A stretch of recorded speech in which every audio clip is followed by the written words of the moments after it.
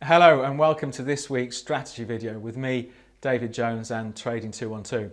Now, last time around, I said we were going to start off talking about price action, and we do this over a couple of videos. And last time we were talking about looking at how the market reacts when it gets near to previous highs or previous lows, and how it can give us low risk, potential high reward trades.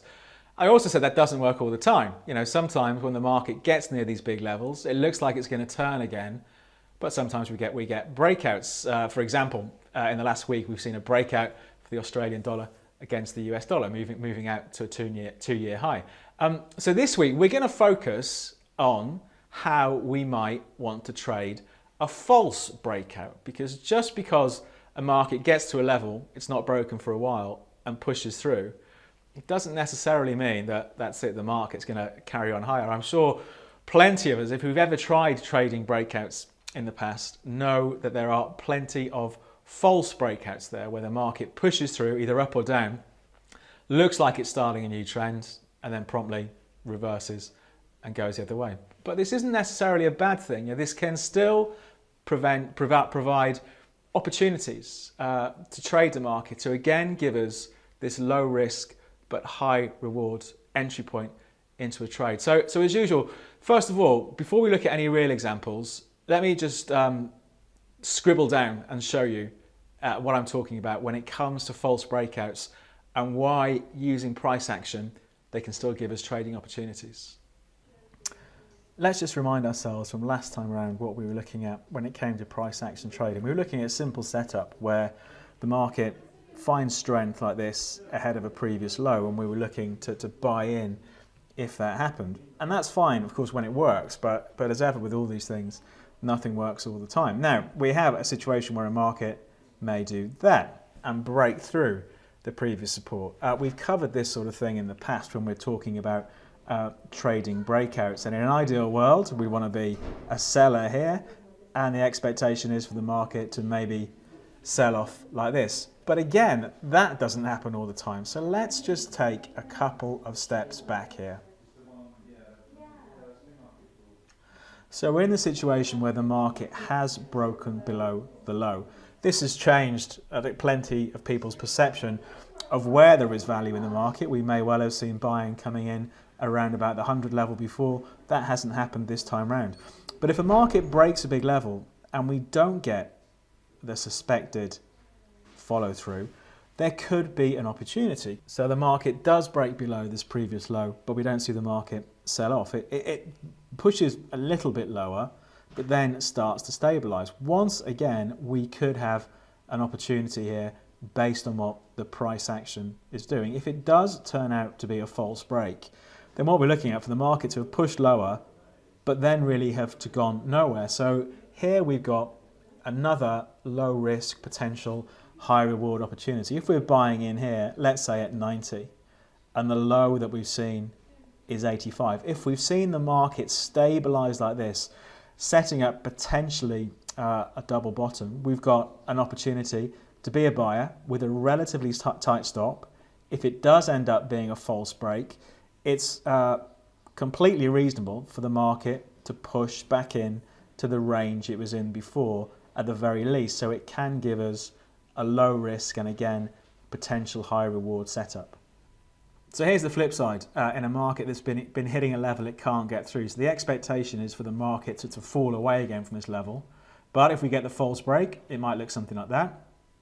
And again, the trade here is to be a seller, to short sell here with a stop loss above that most recent high. If it is going to be a false break, it's pushed out, and the expectation would be for the market to, at the very least, pull back into the most recent range. So even if you see big levels break on charts, it's still worth keeping an eye on them to see if you get the follow through after the break. And if not, just keep an eye on what that price action is doing. If we get a lower initial high after that first breakout high and the market starts to pull back, it can be an opportunity to sell with a relatively tight stop and looking for the market to pull back into the previous range.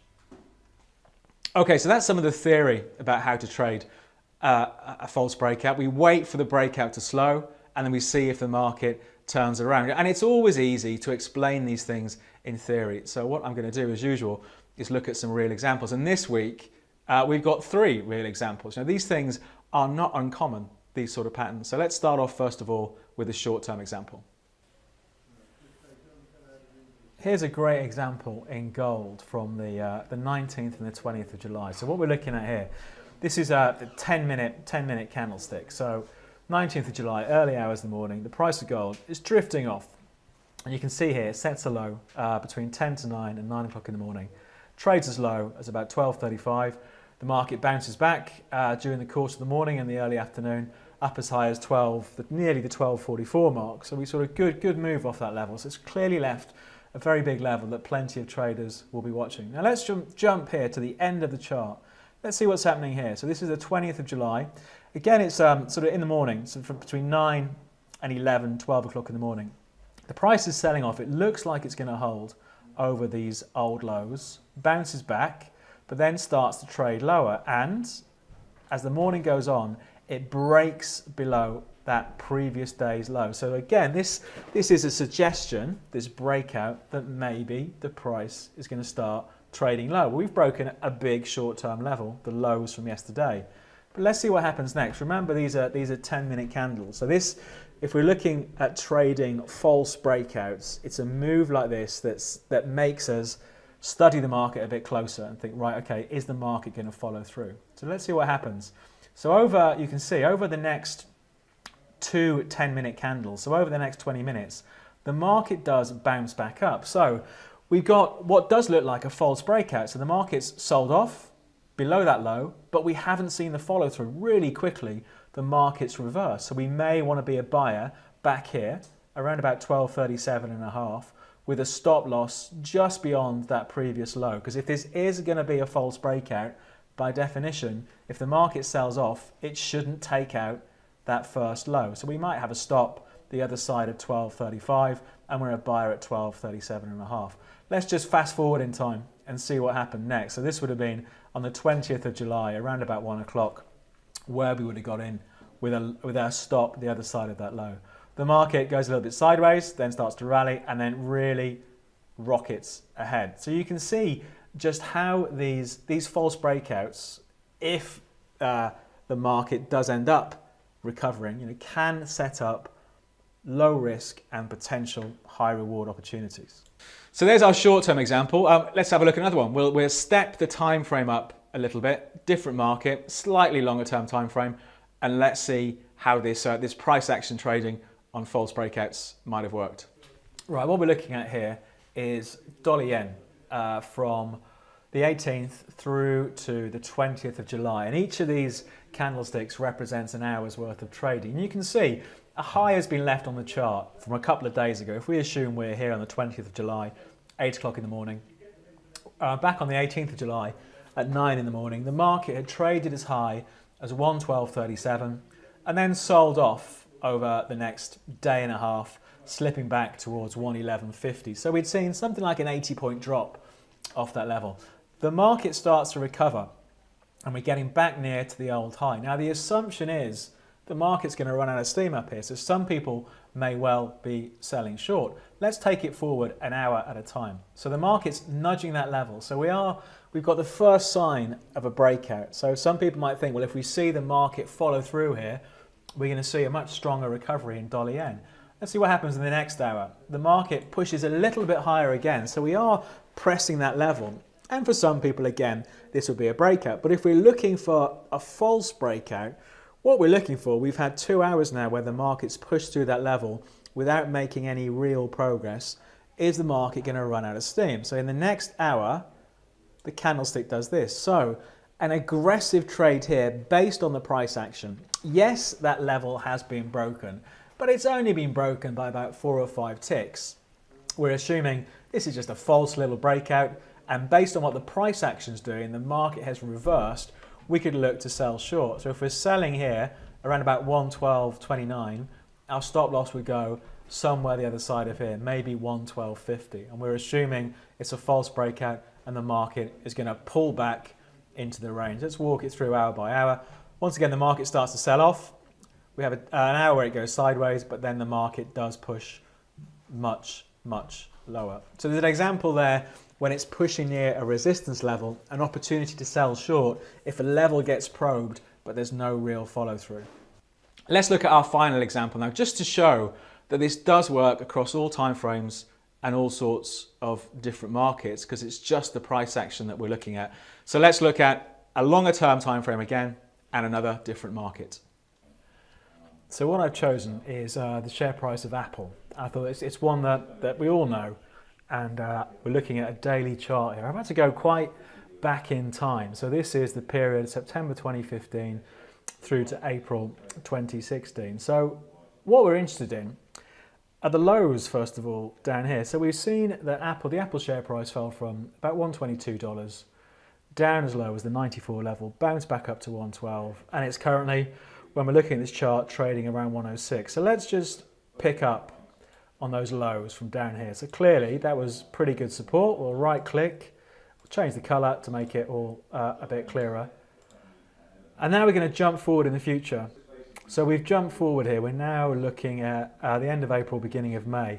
You can see the price has actually gapped down. Maybe there was an earnings that came out. The market was a bit disappointed. The share price gapped. But it looks like so far it's holding. It's holding around this 92.5 level. Now some people may be thinking, well, I'm going to buy here. I'm going to buy and put my stop loss below 92.5. Perfectly sensible strategy. But when we're talking about it from a price action, trading a failed breakout, let's take a couple more steps forward in time to see what happens with the share price.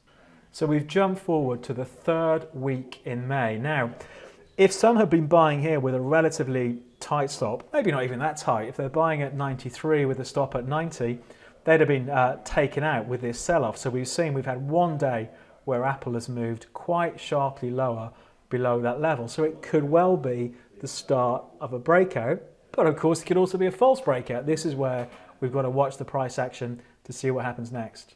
So over the next couple of days, following that breakout, we haven't seen a follow through lower on the price. So we've seen the price actually regain this old support, and it's currently trading around about $94 a share. So if we're trading off the price action, assuming this is a false break, an aggressive strategy here is to be a buyer wherever it's trading, around about 94, with a stop loss under that low, under that false breakout so far point. So that would be, the low was 89.42, so maybe a stop loss at $89. So we're a buyer at 94 with a stop loss at 89. Let's see what happens next. So the price has moved higher. We've traded back up to 100, briefly above $100 a share. So at the moment, this is looking like a false breakout. Now for some people, that sort of move would be enough. Other people may be looking for a bigger move. Let's have one last look at the Apple share price to see what happened over the next few weeks. So here we go. We've jumped forward quite a bit here. The breakout started in May. The market did push higher to 100. It did come back down and test it before pushing much higher and back beyond those previous April highs. So there's an example. It's clearly quite a great example because the market has moved so much higher, but just an example of how watching the price action, seeing it break below for one day, but then stabilize, can still give us a low risk but high reward opportunity, even on the higher time frames like this when we're looking at daily charts. So there we go. There are three examples showing where using the setup of a false breakout, then watching the price action can give us an excellent trading opportunity. As usual, I have to stress, this doesn't work all the time. You know, we do get breakouts where the market never looks back and then carries on in the direction of the breakout. This is why it's really important, more important than ever, to be disciplined with your stop loss. If you're buying, for example, a break of support, assuming the market's going to recover and it's a false breakout, you do not want to be in a trend that suddenly falls away. So having that discipline with stop losses, cutting your losses tight, so cutting your losses quickly, but giving it an opportunity to develop into a profitable trade if it does go the right way, is really important. That's it for this week. We'll wrap up this session on trading strategy using price action. As usual, if you're not subscribed, if you click the button there, you'll get notified whenever we upload a new video. If you like the video, click the thumbs up at the bottom. And if you'd like us to cover anything in the future, or you've got any questions about what we've talked about today, we do read all the comments, so just leave us a message in those comments below. But for this week, from me, David Jones and Trading 212, we'll wrap things up there, and I hope you have a good trading week.